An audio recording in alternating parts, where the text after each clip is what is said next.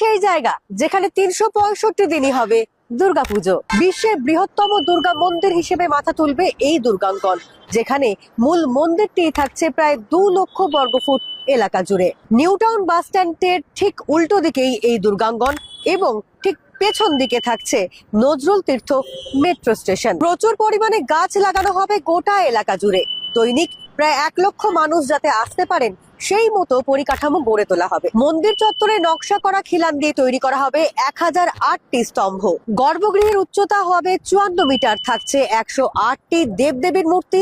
এছাড়াও থাকছে সিংহদুয়ারে সিংহ মূর্তি।